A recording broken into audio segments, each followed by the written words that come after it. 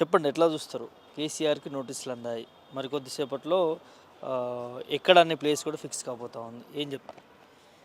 చెప్తుగా రేవంత్ రెడ్డి గారు పనికిమాలిన పనులు ముందరేసుకొని తెలంగాణ రాష్ట్రానికి 6 గ్యారెంటీలు 420 హామీలను ఇచ్చేసి అధికారంలోకి వచ్చి 100 రోజులను ఆయన టైం బాండ్ ఫిక్స్ చేసుకొని ఒక్కటి కూడా దాదాపు 2 సంవత్సరాలైంది ఒక్క చిన్న పని కూడా చేయలేని పరిస్థితి, దిగజారిపోయిన పరిస్థితి, అసమర్థ పాలన ఏడబయట పడుతుందని చెప్పేసి ఇట్లాంటి పనికిమాలను ముందరేసుకొని సిట్లని 1, 2 ఒకటే అయిపోయింది, రెండో సిట్ పెట్టేసి సజ్జనార్ గారి నేతృత్వంలో పనిచేసిన సజ్జనార్ గారు ఇప్పుడు ఏదైతే సిటీలో అధికారిగా ఉన్నాడో ఆయన కేసీఆర్ గారు ముఖ్యమంత్రి ఉన్నప్పుడు ఆయన కూడా ఒక అధికారి. అప్పుడు కనబడలేదా సిట్టుకు? అప్పుడు ఇవన్నీ ఏం కనబడ్డాయి? ఇప్పుడు ఓన్లీ అధికారుల ఒక పార్టీ రేవంత్ రెడ్డి గారు తొత్తులాగా మారేసి రేవంత్ రెడ్డికి ఏం చెప్తా చేస్తావు అట్లా? నువ్వే ఉన్నావు అధికారిగా ఉన్నప్పుడు. అప్పుడు ఏం చేసినావు? గాడిద బంధు వీళ్ళందరూ అసలు అధికారులు అల్లే ఉన్నావు, అధికారులే మారలే కదా. రాజకీయ పార్టీలు వస్తుంటే పోతుంటే మీ డ్యూటీ మీరు చేయాల్సిందే బాధ్యత. అప్పుడు మీరు తప్పు చేసిరా? రాజకీయ పార్టీలకు ఏం సంబంధం ఉంది? రాష్ట్రంలో ఏం జరుగుతుందో చెప్పాల్సిన బాధ్యత మీ డ్యూటీ మీరు చేయాలి.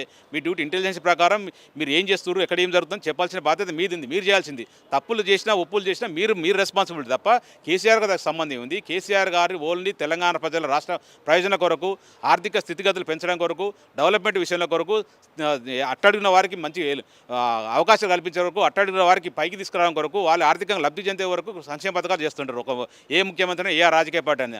అంతే తప్ప కావాలని రేవంత్ రెడ్డి గారికి ఇట్లా నోటీసులు ఇచ్చుకుంటూ మొన్న హరీష్ రావు గారికి, తర్వాత కేటీఆర్ గారికి, నిన్నగాక మొన్న సంతోష్ గారికి, ఇప్పుడు పెద్దసారికి ఇవ్వడం అనేది అసలు కొలిమి నిప్పుతో తల కొరుకుంటున్నట్టు అనిపిస్తుందని నా ఉద్దేశం. ఖచ్చితంగా రేవంత్ రెడ్డి గారికి ఒక సందర్భంగా హెచ్చరిస్తుంది ఏంటంటే కేసీఆర్ గారికి పిచ్చి పిచ్చి వేతలు వేసి టచ్ చేయాలని చూస్తే మాత్రం తస్మాత్ జాగ్రత్త రేవంత్ రెడ్డి గారు.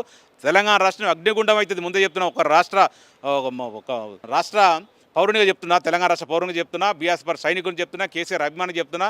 పిచ్చి పిచ్చి పనులు చేసుకొని ముంగడేసుకొని ఏదో లబ్ధి పొందాలని చెప్పేసి ఏదో ఇప్పుడు మున్సిపల్లో లబ్ధి పొందాలని ప్రయత్నంలో భాగం చేస్తున్నట్టు అనిపిస్తుంది తప్ప నువ్వు ఎన్ని కుటిల ప్రయత్నాలు చేసినా కూడా మొన్న సర్పంచ్ ఎలక్షన్లు ఎట్లయితే మా పార్టీకి ఎట్లా వద్దనుకున్నా వచ్చినాయో సీట్లు, ఈసారి కూడా మున్సిపల్ ఎలక్షన్లో మా పార్టీకి సంబంధించిన నాయకులు 100% గెలుస్తుంటారు. మీకు ఖచ్చితంగా బుద్ధి చెప్తారు.